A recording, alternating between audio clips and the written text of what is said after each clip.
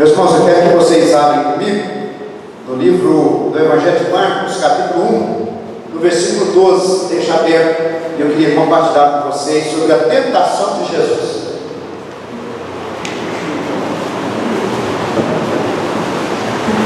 Marcos, capítulo 1, verso 12. Eu quero que vocês só dêem uma olhadinha ao redor desses versos, para nós relembrarmos o que nós já vimos até então. Marcos é o evangelho que, no seu primeiro versículo, vai dizer que Jesus é a boa notícia. Diz o texto do versículo 1, princípio do evangelho de Jesus Cristo, Filho de Deus. Em outras versões, aqui começa a boa notícia, a boa nova. Essa boa nova é Jesus, é o Cristo, Filho de Deus. Então a ideia é que ele está dizendo e está afirmando que Jesus é a boa notícia que esse mundo necessita. Primeiramente, por ser o Cristo, e segundo, por ser o Filho de Deus. O Evangelho de Marcos vai desenvolver isso. A primeira parte do Evangelho vai falar e vai mostrar Jesus como Cristo, e a segunda parte do Evangelho, ele vai mostrar Jesus como Filho de Deus. A palavra Cristo, que Marcos diz acerca de Jesus, Jesus é o nome normal do Salvador, é o nome humano dele, mas Cristo não é o sobrenome, como é Juliano Bahia, Juliano da Silveira Bahia. Cristo era um título dado principalmente aos reis de Israel. Você vai olhar no Antigo Testamento, você não acha nenhuma vez esse nome no Antigo Testamento, você vai achar no Novo Testamento. Mas no Antigo Testamento você vai achar a palavra ungido do Senhor, que no texto hebraico é Messias, ou Mashiach, e no texto grego é a palavra Cristo, mesmo significado, ungido do Senhor. Então Marcos nos diz, aí no primeiro versículo, que Jesus é a boa notícia ao mundo, porque Ele é o Rei, Ele é o ungido do Senhor. É Ele que veio para trazer o reino de Deus e restaurar o senhorio de Deus, a vontade de Deus nos homens e entre os homens. É o Senhor Jesus que traz o reino de Deus, porque Ele é o Rei. Só há reino quando tem Rei. Quando o Rei está presente, aí há o reino. Por isso, Ele é o Cristo, é o ungido, é o Rei do povo de Deus. Vamos só relembrar.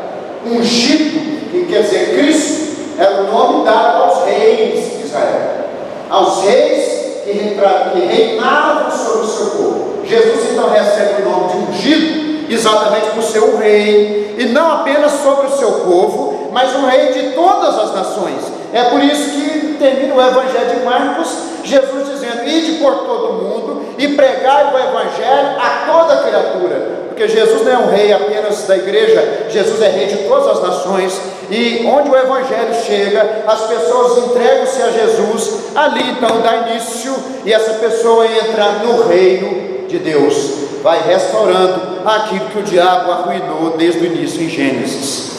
Depois, no capítulo 1, versículo 2 ao versículo 8, você vai ver que Jesus, continuando aí o Evangelho de Marcos, ele foi anunciado pelo profeta João Batista. João Batista foi chamado de precursor de Jesus. Por quê?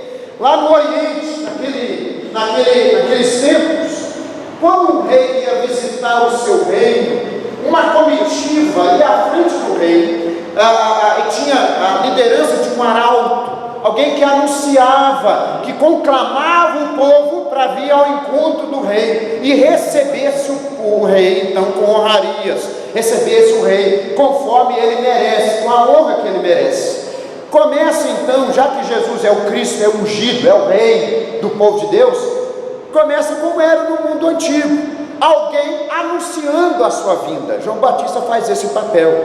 João Batista é aquele que anuncia a vinda de Jesus, assim como aqueles arautos do mundo antigo tocavam trombeta, chegavam diante das praças e diziam: o rei está chegando, vamos limpar as ruas, tirar o lixo das praças, vamos acertar as estradas, porque o rei precisa chegar e precisa ser recebido com a honra que lhe é devida.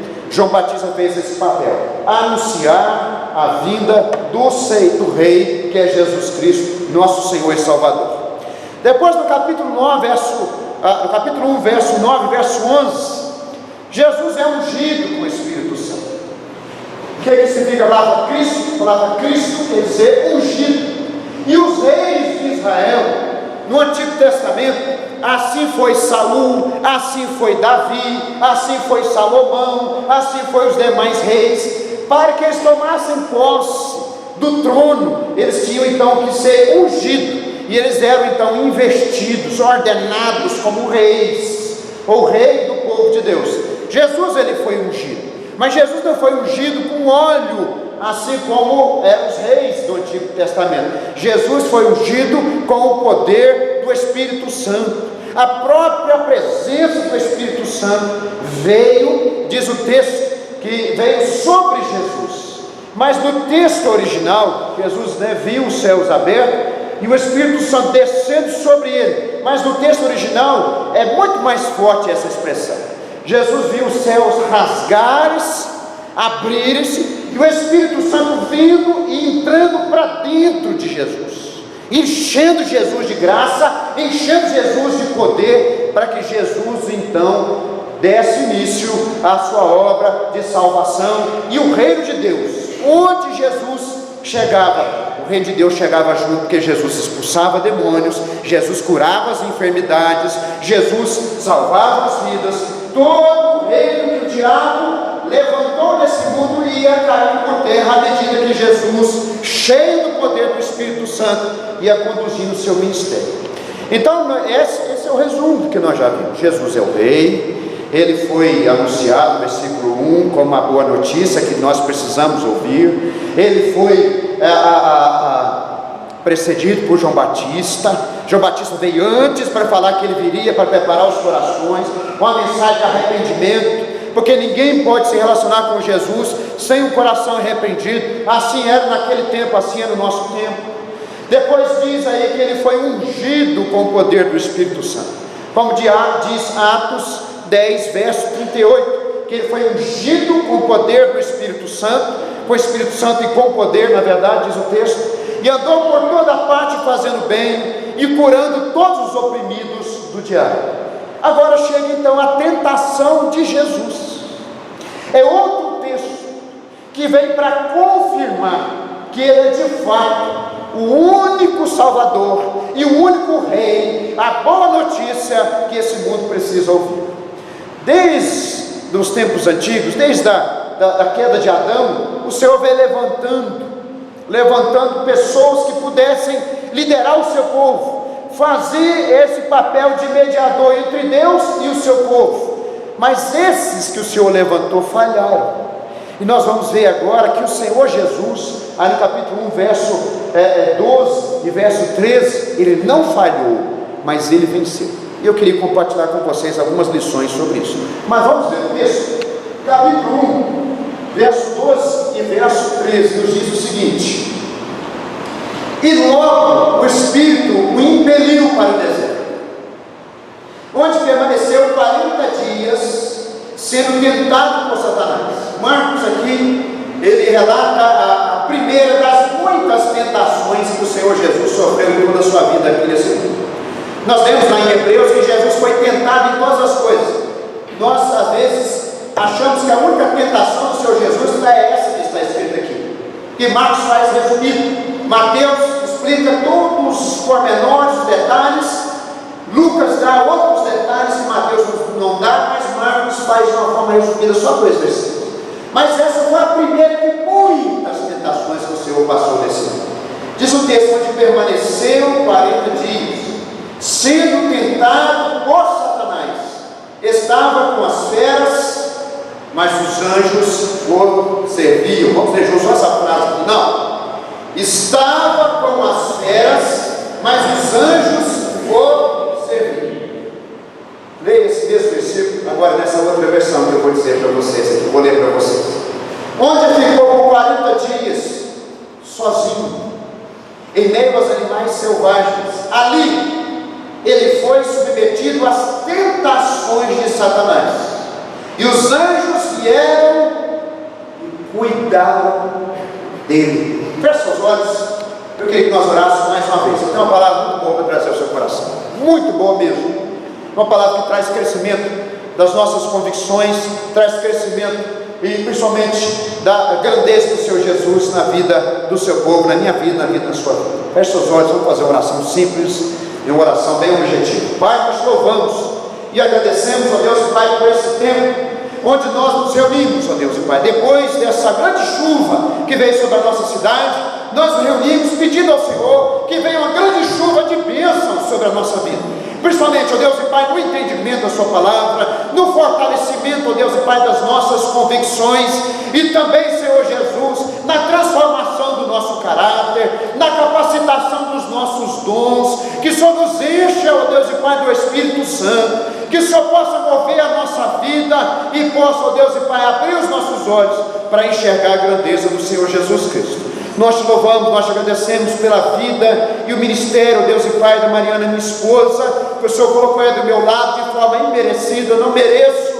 a vida da minha esposa, não mereço o seu amor, não mereço o seu carinho, ó Deus e Pai, mas por graça o Senhor me deu a companhia da Mariana. Oro para que o Senhor esteja fortalecendo ela e cada vez mais enchendo ela do teu Espírito, e que minha esposa seja a bênção, ó Deus e Pai, naquilo que o Senhor tem para ela, nesse mundo, nessa igreja, em todos os lugares que a Mariana estiver. Em nome de Jesus nós oramos. Amém e amém. Olha para cá, povo de Deus. Eu quero compartilhar com vocês duas coisas antes de nós tirarmos algumas lições aqui. Para nós entendermos esse texto que nos fala da tentação do Senhor Jesus de forma resumida, a única coisa que enfatiza é que ele estava no deserto, antes, que foi o Espírito Santo que levou Jesus para o deserto, que ele estava no deserto da Judéia, que era um lugar terrível. Eu já falei do deserto da Judéia nos cultos nos lares, que ele foi tentado por ninguém mais do que Satanás, o próprio anjo caído. Não foi um demônio, não foi uma entidade menor, foi o próprio rei dos demônios, que é Satanás, e ele passou por uma tentação durante 40 dias. Não foi apenas uma tentação. Mateus e Lucas relata aquelas mais fortes, quando o Senhor Jesus foi tentado a transformar pedra em pães, quando o Senhor Jesus foi tentado, adorando a Satanás, obter o poder de todos os reinos desse mundo, quando o Senhor Jesus foi tentado e se lançar lá do pináculo do templo, do ponto mais alto do templo, para que os anjos viessem e tomassem Jesus pelas mãos. Mateus e Lucas nos falam dessas três mais fortes, mas Jesus foi tentado durante 40 dias, foram várias tentações, foram várias investidas de Satanás, foram várias artimanhas do maligno para derrubar o Senhor Jesus. E para entender essa tentação, nós temos que responder duas perguntinhas simples. Primeira pergunta: qual foi o propósito da tentação do Senhor Jesus? Segunda pergunta: qual foi o resultado da vitória que Jesus teve nessa tentação que ele passou aí? Que foi a primeira de muitas, e foi durante 40 dias, o tempo todo, sem interrupção, sem intervalos, sem descanso, o diabo vindo sobre Jesus e realmente trazendo sobre Jesus as mais variadas oportunidades para que Jesus desobedecesse o Senhor e pecasse contra o Senhor. Vamos responder a primeira pergunta. Possivelmente você nunca ouviu uma explicação sobre esse texto do que eu vou explicar para vocês. Qual foi o propósito da tentação do Senhor Jesus? E eu queria que você entendesse uma coisa. Quando Deus criou o homem, Ele colocou um representante para ser aquele que o Senhor pudesse, então, através dele, dar as suas ordens para toda a criação. Esse representante foi Adão. Adão estava no paraíso, Adão estava com toda a criação submetida a Adão, porque Deus submeteu toda a criação para Adão. Todos os animais eram submissos a Adão, mas Adão foi tentado por Satanás no paraíso, quando tudo era favorável a ele, e Adão caiu, desobedeceu o Senhor e afundou toda a raça humana no pecado. Um dia uma pessoa chegou para mim e disse o seguinte: pastor, eu tenho um problema em acreditar na Bíblia. Eu falei assim: qual é o problema? O problema é esse mundo, jeito que está. Se Deus criou todas as coisas, por que esse mundo está desse jeito? Por que esse mundo é tão mal? Por que esse mundo tem tantas tragédias? Por que esse mundo tem tanto sofrimento? Por que é que esse mundo tem tanta angústia? E eu disse, de fato, esse mundo tem tragédia, tem angústia, tem sofrimento, porque esse mundo não está mais como Deus o criou. Esse mundo passou por um processo chamado de queda, e quem levou esse mundo à ruína foi Adão, na sua desobediência. Depois da queda de Adão, Deus foi levantando outros líderes, para que pudesse ser esse mediador, esse representante entre Deus e o povo, e a raça humana, e o seu povo principalmente. Foi assim com Noé. Noé foi obediente, mas após o dilúvio, Noé caiu, pecou, embebedou-se, desobedeceu a Deus, arruinou sua família por causa do seu pecado. Foi assim com Abraão, pai da fé. Todos os patriarcas não foram homens perfeitos, foram homens servos de Deus, homens crentes e grandes pessoas desse mundo, mas todos eles foram falhos, todos eles pecaram contra o Senhor. Abraão duvidou da promessa de Deus, Isaac duvidou do cuidado do Senhor, Jacó duvidou do cuidado do Senhor e viveu em pecado por muitos anos. Assim também foi Moisés. Ele foi um dos líderes que o Senhor chamou, um servo de Deus, um homem consagrado, mas no meio da sua vida, no meio do seu ministério, já na parte final, já caminhando no final do seu ministério, Moisés desobedece o Senhor e falha na sua missão, e Deus impede Moisés de entrar na terra prometida. Assim foi com os reis, antes dos reis os juízes, depois os reis.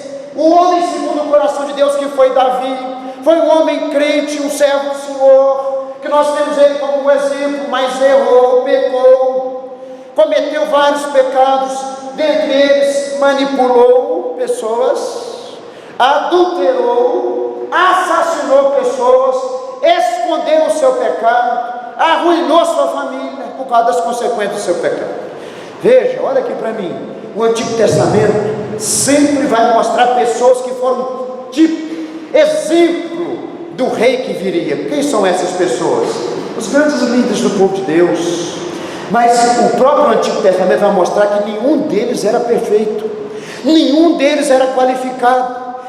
Viria um no futuro que seria perfeito, viria um no futuro que seria aquele que não falaria na sua missão, não falaria na sua obra que Deus confiou a ele. Quem é essa pessoa? O Senhor Jesus Cristo. Então o Antigo Testamento já vai mostrando por figuras que viria alguém que lideraria o povo de Deus, que conduziria o povo de Deus nessa caminhada por esse mundo. Mas o Antigo Testamento mostra que todos eles falharam. Então diz o texto, no versículo 1, capítulo 1, verso 9: naqueles dias veio Jesus. Jesus é aquele que foi então trazido a esse mundo para fazer aquilo que os outros não puderam fazer, nem conseguiriam, para ser o líder, o rei do povo de Deus, o mediador, aquele que não pecou e que obedeceu a Deus em tudo, e por isso ele conquistou a salvação por mim e por você. E para que Jesus então pudesse fazer essa obra, gente, eu preciso gastar esse tempo com vocês. Para que o Senhor Jesus pudesse fazer essa obra, ele tinha que ser provado, porque os demais caíram, os demais falharam, os demais pecaram contra Deus, e Jesus pecaria, e Jesus falharia, e Jesus desobedeceria ao Senhor. Esse é o propósito da tentação. Por um lado, a tentação foi uma prova do próprio Deus, para mostrar que Jesus, ele era homem como todos os demais, mas ao contrário dos demais, ele foi fiel ao Senhor, e já no início do seu ministério começou enfrentando Satanás e vencendo a tentação de Satanás. Olha que interessante, isso aqui tem uma grande lição que nós vamos ver no final. Adão tinha tudo favorável a ele, a criação, a natureza, os animais, todo o universo era favorável a Adão, ele estava no paraíso. Jesus tinha tudo contrário a ele. Jesus estava no deserto, que é um dos piores ambientes para a pessoa viver, seja 40 dias, seja um dia. O deserto é um ambiente hostil. Jesus não estava no paraíso, Jesus estava no deserto. Jesus não estava entre animais submetidos a ele, Jesus estava entre feras selvagens. O deserto da Judéia é um lugar que até hoje é cheio de escorpiões, cobras venenosas, animais selvagens, dentre eles leões, e Jesus estava ali sozinho, 40 dias no deserto. E mais, o diabo estava contra Jesus. Adão caiu no paraíso, Jesus venceu no deserto. O diabo derrotou Adão lá quando tudo era favorável, mas aqui com Jesus ele beijou o chão, aqui com Jesus ele foi derrotado. E Jesus então passa nessa prova para mostrar para nós que de fato ele é o único capacitado para ser o Salvador. Ninguém mais, nenhum ser humano, nenhuma pessoa mais é capaz, porque nenhuma pessoa mais obedeceu a Deus perfeitamente como o Senhor Jesus obedeceu. Os demais falharam, mas ele venceu. Os demais desobedeceram a Deus, mas ele permaneceu fiel. O Senhor Jesus então toma posse dessa vitória e começa então a sua obra de salvação para mim, para você, para todo pecador. Gente, olha aqui para mim. Essa tentação é tão séria que o Senhor Jesus tivesse caído aqui, que o diabo veio com toda a fúria sobre ele.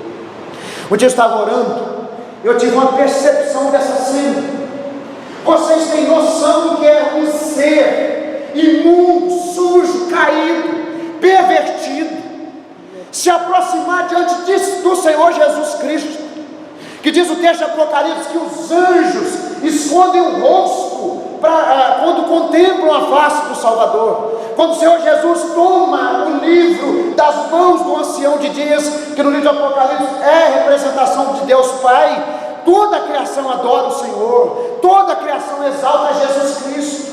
E esse ser sujo, caído, imundo, Satanás, chega diante do rosto do Senhor Jesus, da face do Senhor Jesus, e lança sobre ele as mais nojentas, as mais baixas das tentações sutis. Todas foram para Jesus como uma artilharia pesada. Se Jesus tivesse caído, deixa eu dizer uma coisa para vocês: se Jesus tivesse caído, jamais seriam salvos, jamais. Todos aqueles que morreram na fé no Antigo Testamento, e todos aqueles que viriam depois do Senhor Jesus, inclusive eu e você, não teríamos salvação, porque se o Senhor Jesus tivesse caído no pecado, tivesse desobedecido a Deus, ele seria desqualificado para ser o Salvador do seu povo, para ser o Salvador da igreja, para ser o Salvador do pecador. Vocês estão entendendo a dimensão das coisas? O nosso destino eterno seria a perdição, o inferno. Então essa tentação foi seríssima, e o propósito era adquirir essa prova que de fato ele foi obediente a todo o propósito de Deus e foi fiel a Deus. Segundo, eu quero que vocês abram comigo em Marcos 3, verso 27. Por favor, coloque alguma coisa para marcar esse texto. Só volta, vai um pouco à frente, capítulo 3, verso 27.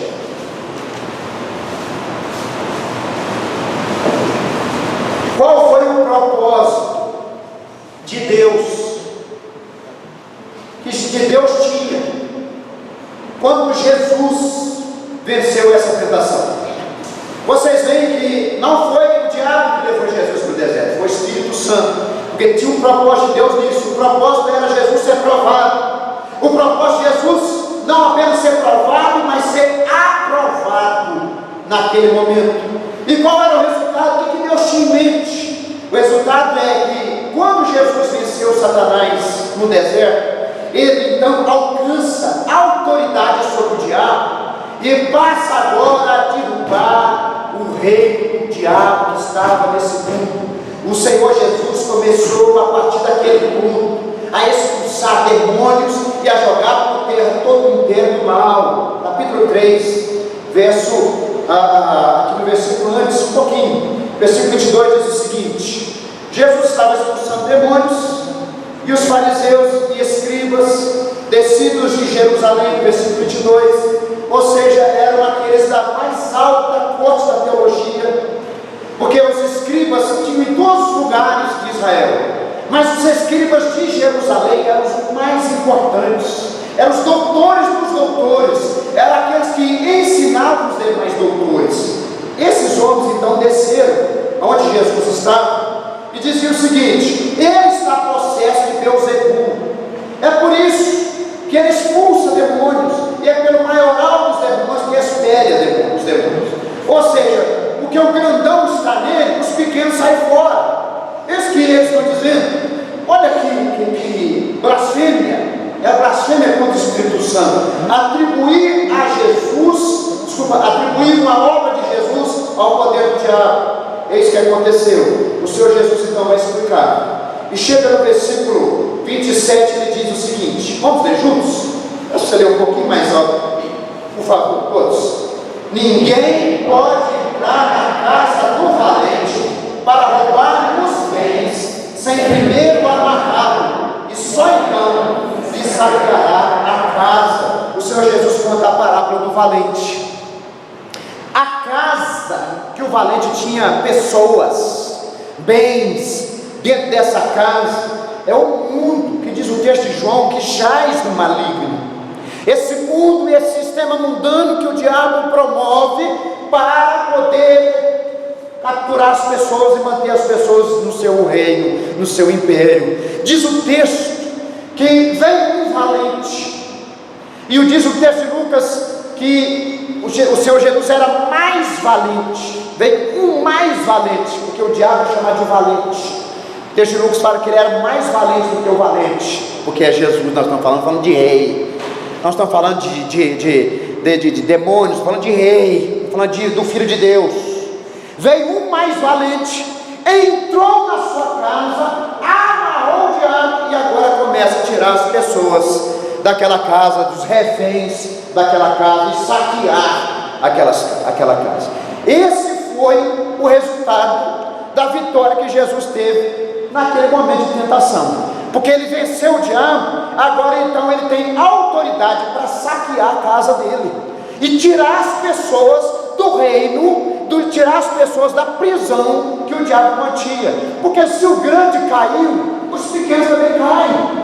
Em outras palavras, o Senhor Jesus ele não começou de baixo, ele já começou a colocar o mundo e o império do diabo por terra. Ele começou lá de cima, veio de baixo de cima, começou com cabeça, começou derrubando o diabo. E quando ele chegava e os demônios se manifestavam, demônios às vezes se manifestavam sem Jesus falar nada, pessoas caíam no chão afora, retorcendo, babando, porque a presença de Jesus ia destruindo todo o império de trevas. É assim hoje. Nós só expulsamos demônios, ou só vencemos as artimanhas do diabo sobre nós. E deixa eu fazer uma explicação aqui com vocês. Não pensem vocês, e não deixem que a teologia da prosperidade engane vocês, que a batalha mais importante é aquela batalha que você vê, e muitos deles são teatro, tá, gente? Lá na televisão, um pastor colocando a mão na cabeça de uma pessoa perguntando: quem está aí? Diz o seu nome. E a pessoa vai com a mão para trás, a pessoa só imagina, e vai aquele teatro, sabe? Não pensem vocês que essa é a maior vitória, porque não é. Essa vitória é chamada a vitória sobre o diabo mais simples, porque diz o texto no capítulo 2 da carta de Paulo aos Romanos, capítulo 2, verso 11, que o diabo tem os seus desígnios. Ele pode possuir o corpo de alguém, e esse alguém ser liberto no nome de Jesus, e esse demônio ser expulso do corpo dessa pessoa em nome de Jesus. Ontem, por exemplo, sexta-feira, foi ontem, isso mesmo, eu tinha uma pessoa aqui, e eu sabia que essa pessoa, se eu orasse, ela caía em processo de demônios. Eu sabia, porque eu senti quando ela chegou. Então eu comuniquei o evangelho com essa pessoa, e na hora que eu fui orar, eu disse: Senhor, se o Senhor não tem obra de salvação para essa pessoa, eu não permito que esse demônio se manifeste. Porque o demônio sair do corpo de uma pessoa não é a mesma coisa de uma pessoa crer em Jesus. Quando a pessoa crê em Jesus, o diabo perde todo o seu domínio sobre a pessoa. Mas quando a pessoa não crê em Jesus e simplesmente tem um demônio no corpo dele expulso, diz o texto que volta esse demônio, porque a casa fica sem habitante.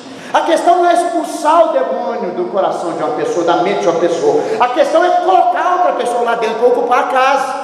E isso não é por expulsão de demônios, isso é por fé na palavra.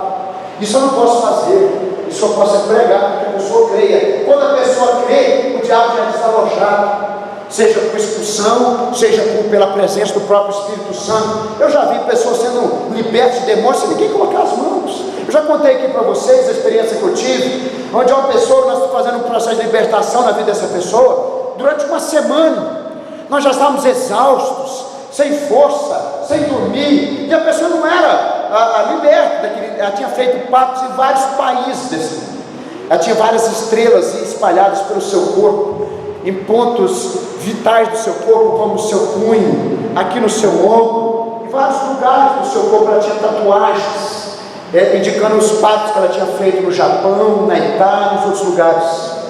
E quando nós já não estávamos aguentando, nós começamos a clamar, e nós recebemos a visitação de um anjo naquele momento, que fez a expulsão de toda a legião de demônios que estavam. Nós não fizemos, eu era o líder dessa pessoa. Eu, juntamente, era o líder auxiliar, tinha uma líder que era rúbia. Nós não expulsamos demônios, nós vimos, não vimos com os olhos, nós sabemos que veio naquele momento um anjo, aquela pessoa que estava sob o domínio na sua mente de uma entidade, então cai por terra, leva as suas mãos para trás e começa a agonizar, e aquela pessoa então vai sendo liberta por anjos. Eu vou te dizer uma coisa para vocês, sabe comigo? Primeira carta aos Coríntios, capítulo 2, verso 11. Lembra que nós vamos voltar para Marcos, capítulo 2, verso 11, da segunda carta de Paulo aos Coríntios, capítulo 2, verso 11, segunda carta de Paulo aos Coríntios.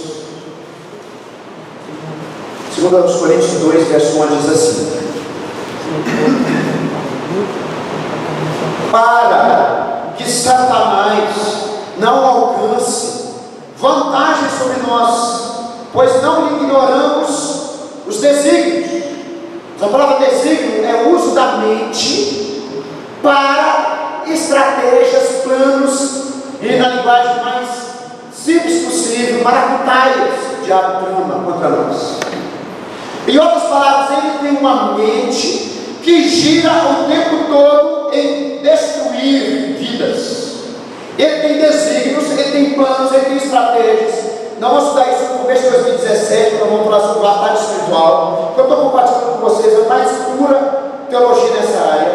E ele tem desígnios, ele usa a sua mente pervertida, maligna, para traçar planos, objetivos e tramas para destruir vidas. Mas não é, no entanto, possuindo alguém, levanta essa pessoa para o pecado. Lá no versículo anterior, verso 10, olha que interessante, o versículo 10 vai falar sobre ressentimento, vai falar sobre falta de perdão. Não está falando de alguém que está possesso de demônios, não está falando de alguém que está com espírito de pombagira, não está falando de alguém que está com um tranca-rua, como nós sabemos aí pela linguagem dos terreiros de macumba. Vem com a mão para trás, quem está aí? Eu sou o Zé Pilintra, tranca-rua. Não, versículo 10, olha o que diz: a quem perdoais alguma coisa, também eu perdoo, porque de fato que tenho perdoado, se alguma coisa tenho perdoado, por causa de vós o fiz na presença de Cristo. Aí ele diz: porque nós não ignoramos os desígnios de Satanás. Veja que o diabo ele tinha armadilhas esperando para apanhar a igreja de Corinto por falta de perdão entre os seus membros. Tinha pessoas lá na igreja que estavam com falta de perdão, com ódio no coração, pessoas com ressentimento. Você poderia colocar a mão sobre elas, que elas não me cair possesso de demônios, como nós vemos hoje. Mas o diabo já estava capturando essa pessoa para ele, porque a pessoa estava sendo presa no pecado. É isso que o diabo faz. Essa é a batalha maior. Você só consegue vencer a batalha contra o diabo, seja nesses momentos quando o Senhor te usar para uma pessoa ser liberta no nome de Jesus, de entidades que possuem essa pessoa, ou para você vencer as armadilhas do diabo lança sobre você para te prender no pecado, para te prender no mundo. Você só consegue porque Jesus venceu primeiro. porque Jesus amarrou o valente, e a autoridade do diabo, o poder do diabo sobre você, que tenha Jesus Cristo, então é limitado. Ele vai continuar te atacando, ele vai continuar te testando, ele vai continuar te provando, mas o seu poder é muito mais limitado, que o Senhor Jesus já o limitou. O Senhor Jesus conquistou a vitória sobre ele. O Senhor Jesus é o mais valente que amarrou o valente. Então preste atenção, esse momento é um momento muito importante no mistério do Senhor Jesus, porque Ele conquistou para nós o que nós temos hoje de tanta preciosidade, que é a vitória contra o diabo. Nós podemos vencer todas as artimanhas, os desígnios de Satanás, se estamos em Jesus, e se o mesmo Espírito Santo que encheu o Senhor Jesus para vencer, está enchendo o nosso coração para vencer também. Para vencer também. Essa é a grande lição desse texto. O Senhor Jesus venceu, e Ele agora nos dá a oportunidade de vencer também, porque o resultado foi que o inimigo foi de fato amarrado. O mais valente o limitou. Ele tinha o domínio sobre as pessoas, mas hoje o diabo não pode manter mais as pessoas sob o seu domínio. O Evangelho vai libertando as pessoas. Por isso que diz o texto: quando você crê no Filho, o Filho vos liberta. É no poder do Senhor Jesus que o rei do diabo, fora de nós ou em nós, por causa do nosso pecado, por causa da nossa mentalidade mundana, por causa dos vícios, por causa de todo o costume mundano que nós carregamos em nós, é por causa do poder do Senhor Jesus que o reino do diabo vai caindo por terra, e o reino de Deus vai sendo erguido a cada dia em nós, porque o Senhor Jesus é rei, e rei tem que reinar. Se Ele está na sua vida, Ele tem que reinar na sua vida, em todas as áreas da sua vida. Essa é a grande mensagem da tentação do Senhor Jesus. O diabo sofreu golpe, na cruz ele foi definitivamente derrotado. Na segunda volta de Jesus, a derrota do diabo só será plena. Vocês acham que o diabo é uma espécie de palhaço alegre que fica aí dando gargalhadas e zombando de Deus o tempo todo? Só é da cabeça de quem não conhece Bíblia. Ele faz isso com certeza, mas ele faz isso para iludir quem não conhece a palavra, porque de fato ele não é um palhaço que faz graça. O diabo é um ser em constante temor. O diabo é um ser em constante pânico, porque a volta de Jesus será a derrota definitiva dele. E quem não conhece a Bíblia acha que no inferno o diabo vai ficar cutucando a pessoa com um garfo, tridente, rabo vermelho, banana. Aí, minha filha, ficou, né? Teve jeito, não quis Jesus, então toma aí. Porque não conhece a palavra. Apocalipse capítulo 20 diz, vamos ler esse texto com toda a fé do nosso coração, para nós sabermos que nós temos um rei sobre nós. Esse rei é Cristo. Satanás é um leão, sim, com certeza, mas um leão que está amedrontado, porque o leão da tribo de Judá já o amedrontou. E no leão da tribo de Judá, que é Jesus, nós enfrentamos o leão que anda ao nosso derredor procurando alguém para devorar. Apocalipse capítulo 20, eu quero compartilhar com vocês aqui e dar algumas lições simples para nós encerrarmos. Por favor, fica com meias verdades na sua cabeça. Convicções é aquilo que possibilita você crescer. São meios de você crescer espiritualmente. Ninguém vai crescer espiritualmente sem aumentar suas convicções. Convicção é que Jesus já venceu por nós. Nós sofrimos a vitória que o Senhor Jesus obteve. E Apocalipse capítulo 20 nos diz então que o diabo, nem no inferno, ele é rei. Só na cabeça de alguns evangelhos que não conhecem a palavra. Diz o texto, verso 10. Apocalipse 20, verso 10. O diabo, o sedutor deles, foi lançado para dentro do lago de fogo, e a besta, como também o falso profeta, onde já se encontra não só a besta, como também o falso profeta. E, vamos ler juntos? E serão atormentados de dia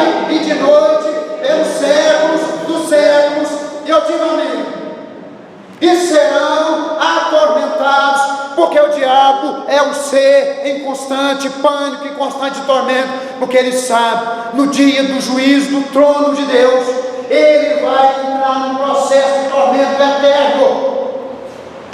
O diabo é esses palhaços que nós vemos, esses palhaços que estão aí, essa moda que vem lá dos Estados Unidos, que o Brasil copia, esses palhaços terroristas, palhaço que faz terror, né?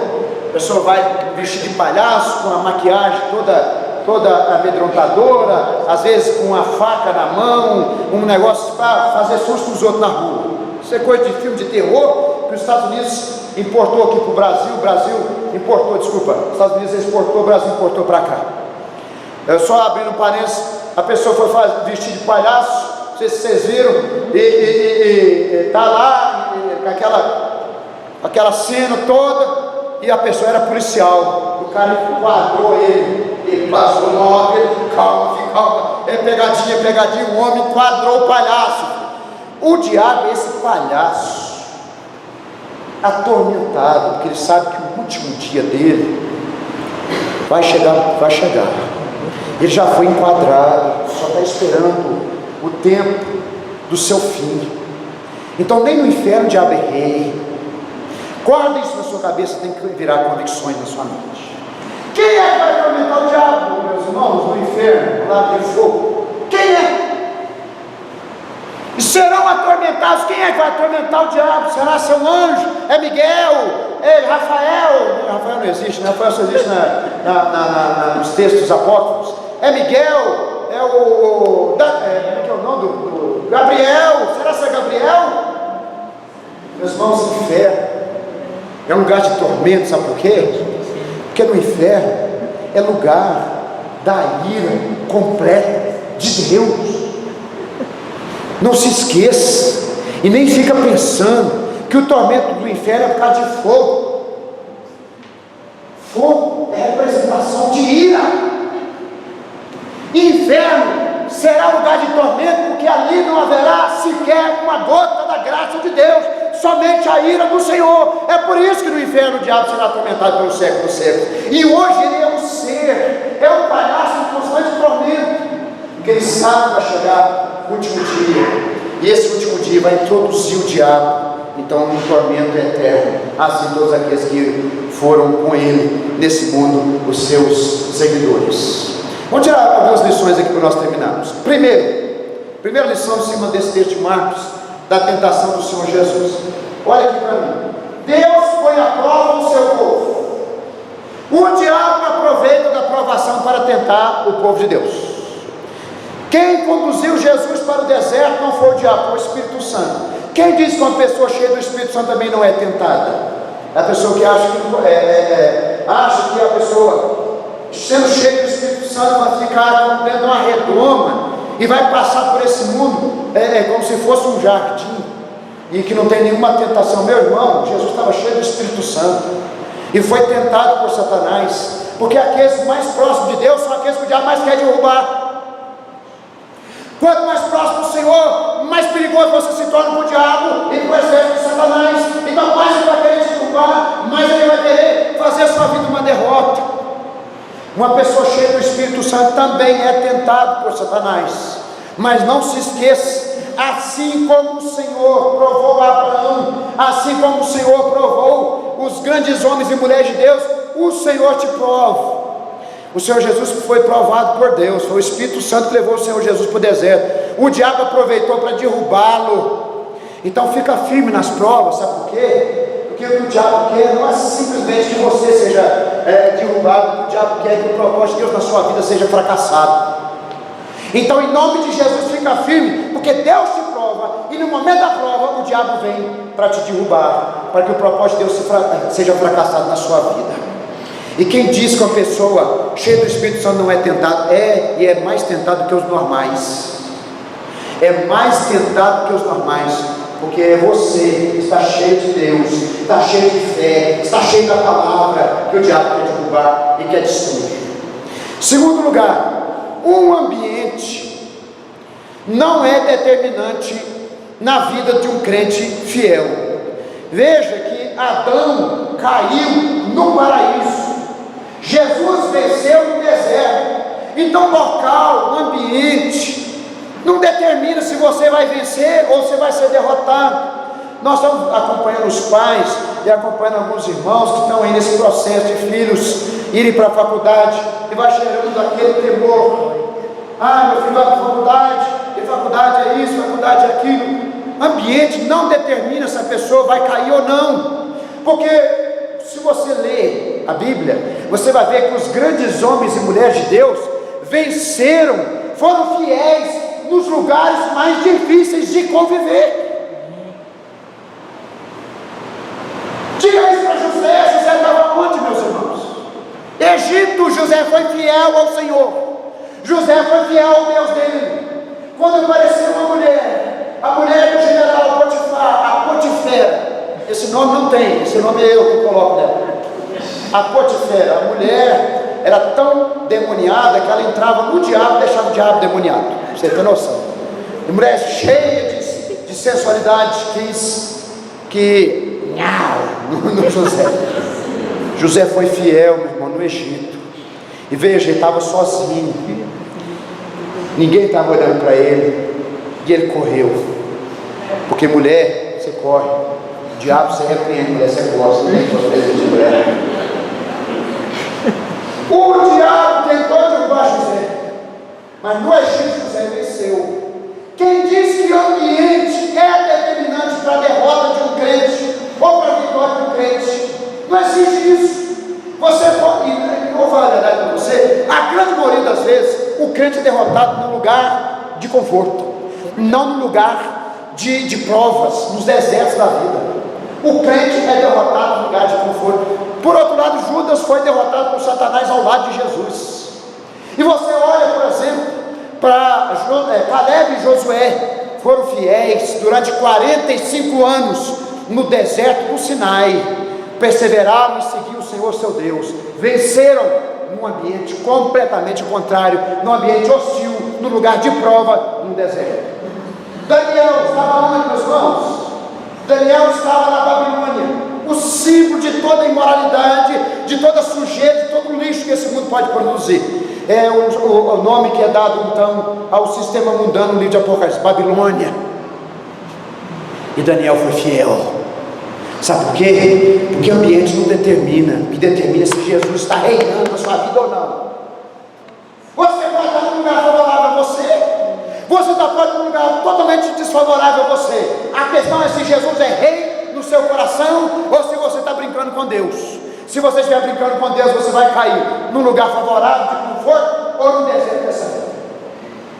Então você fica firme no Senhor. Você fica firme no Senhor. Quantos amigos meus no tempo de seminário caíram, ficaram prostrados, alguns o Senhor levantou, outros ocultaram sua queda e estão aí, sendo levados e levando outros consigo. Mas no seminário, então faculdade, ou trabalho, ou na roda da saia da mãe, ou lá debaixo da proteção do pai, não é determinante. A questão é se Jesus é rei ou não na sua vida. Em nome de Jesus, entenda, em qualquer lugar que você esteja, a sua fidelidade a Deus é a mesma, e deve ser a mesma. É no seu trabalho, é no seu lar. E eu vou dizer para vocês, nós caímos muito mais no nosso lar do que lá no Big Brother do vizinho. Ali no Pequel tem um tal do Big Brother, lugar feio, de gente feia. E vê um monte de homem caindo lá no Big Brother, lá de Martins Soares. A questão não é lugar, a questão é Jesus reinar ou não na sua vida. Eu queria encerrar com uma frase. Eu vou ler essa frase e nós queremos orar. Eu queria que você ficasse de pé. Vamos ficar de pé? Eu vou pregar, está me dando às vezes vergonha de olhar as gravações e ver lá 45 minutos de pregação. Senhor, tem misericórdia. Nem eu não aguento essa igreja muito bem, 45 minutos. Então vou terminar. Uma das frases que mais abençoou a minha vida foi escrito no livro Enigma da Graça, do pastor Caio Fábio. onde ele fala sobre Jó. Jó foi provado por Deus, testado por Satanás, tentado por Satanás. Caifás escreve o seguinte assim na página 65 do seu livro: o aprendizado de um homem e de uma mulher será tanto mais rico em dores e perplexidades, quanto mais profunda for sua capacidade de sentir e seu desejo de conhecer a Deus. Quanto mais desejar conhecer a Deus, quanto mais for profundo esse desejo de andar com o Altíssimo nesse mundo, quanto maior for o anseio que o Senhor Jesus reina no seu coração, maiores serão as dores, maiores serão as perplexidades. Vai ter dias que a gente vai chegar para o Senhor e vai dizer: Senhor, como tem sido difícil. E o Senhor vira para nós e diz o seguinte: esse é o caminho do discípulo. O discípulo que segue o seu Senhor, que é Jesus Cristo, anda nas pisaduras dele, anda nos passos dele. O Senhor Jesus então venceu, e você também pode vencer. Senhor, nos dá força então para vencer essas lutas, esses momentos de dor que nós passamos nesse mundo. E eu creio nisso. Se você crê, ore comigo para o Senhor encher o seu coração de bálsamo e fortalecer sua fidelidade ao Rei, ao Senhor Jesus Cristo. Feche seus olhos, eu quero orar por você. Obrigado, Senhor Jesus, mais uma vez por essa noite, e obrigado por esse tempo, quando nós estamos aqui, e esses irmãos e irmãs que o Senhor trouxe até essa casa, para ouvir essa palavra que o Senhor Jesus venceu, onde todos os outros foram derrotados, e ninguém mais será capaz de fazer o que o Senhor Jesus fez por nós, e que o Senhor nos deu a autoridade contra toda a investida de Satanás, e é no nome dele que nós vencemos, e é no nome dele que nós obtemos vitória. Então oramos para esses irmãos, a essas irmãs que estão sofrendo lutas, dores, ataques de Satanás, tentações do maligno, provas realmente duras do diabo contra a vida, a família e a igreja desses irmãos. Que o Senhor venha, ó Deus o Pai, com bálsamo, que o Senhor venha com graça, que o Senhor venha encher o coração dessa pessoa de ousadia, que ele venha vencer, que ele venha ser fiel, que ele venha obter a vitória, que ele venha glorificar o seu nome, e venha o Senhor levar a ele, sua família, seus filhos aos pés do Senhor, e venha entregar e consagrar sua vida ao Senhor Jesus Cristo. Obrigado por essa palavra. Não deixe que essa palavra caia em ouvidos surdos, mas que essa palavra gere fé, confiança e ousadia nesse povo. Nós temos aqui um povo vitorioso, nós temos aqui um povo, ó Deus, verdadeiro, de verdadeiro discípulo do Senhor Jesus. Nos despede debaixo de sua boa mão, nos dá uma semana de vitória, em nome dele, do Senhor Jesus Cristo, que venceu a Satanás. Ó Deus, é a nossa oração. Receba a bênção do Senhor, meus irmãos. O Senhor te abençoe e te guarde. O Senhor faça resplandecer o rosto sobre ti e tenha misericórdia de ti. O Senhor sobre ti levante o rosto e te dê a paz. A paz e a graça do Senhor Jesus Cristo, o amor de Deus e a comunhão do Espírito Santo seja com todos vocês, meus amados irmãos, e com todos aqueles que amam sinceramente o Senhor Jesus, hoje e sempre. Amém. Diga amém bem forte comigo. Amém. E nós louvamos a Deus por cada um dos nossos visitantes, e lá fora eu vou cumprimentá-los com muita alegria e gratidão no meu coração.